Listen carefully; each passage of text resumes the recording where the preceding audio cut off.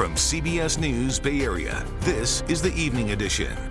A plan from a Bay Area lawmaker to address rampant car break-ins is now awaiting Governor Newsom's signature. For years, we've seen scenes like this one at tourist spots throughout the Bay Area. Cars with shattered windows lining the streets after a series of break-ins. But because of a legal loophole, law enforcement says its hands are tied in many situations. As Wilson Walker explains, a new bill that just passed the legislature aims to change that.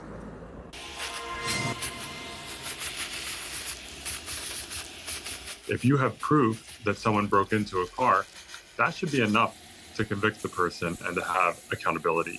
Requiring proof that the doors were locked is absurd. Absurd in the minds of many, but it is currently the law. For prosecutors to convict someone of auto burglary, they must first prove the car was locked, something that can pose obvious challenges, especially when the victims are not residents of the city, like this poor family from Argentina we met at Alamo Square last year. And they took us our passports, my computer. Those tourists are not going to fly back into San Francisco from the East Coast or from Asia or from Europe to testify that they did, in fact, lock their car. That was State Senator Scott Wiener at Alamo Square back in 2018, a couple years after car break-ins really started to skyrocket in San Francisco. Now, that push to close the loophole was joined by the city's then district attorney. Common sense would tell you that if you have broken glass, obviously somebody broke into the vehicle. But the 2018 effort and another in 2019 were turned back in Sacramento, in the words of San Francisco's then public defender. Well, I mean, we're moving away from increasing criminal penalties. Yeah, when it comes to public safety and criminal justice, there's always swings in the pendulum. And Wiener says 5 years later, things have changed. His bill closes the loophole by actually creating a new law, unlawful entry of a vehicle. A felony conviction would mean 16 months to 3 years. So you can have strong accountability without destroying people's lives and giving people an opportunity to be rehabilitated and to integrate back into society.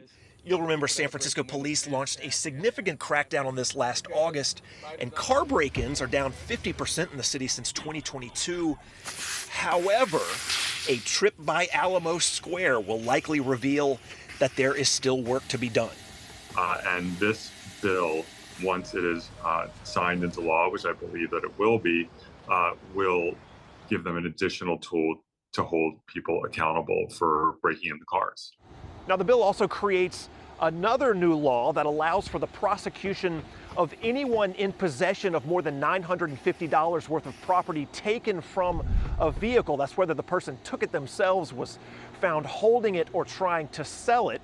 The bill now goes to the governor's desk, and as you heard, he is expected to sign it into law. All right, we tried to get a sense of just how big this problem is, so we asked Senator Wiener's office if they could tell us how many defendants were let go due to this loophole.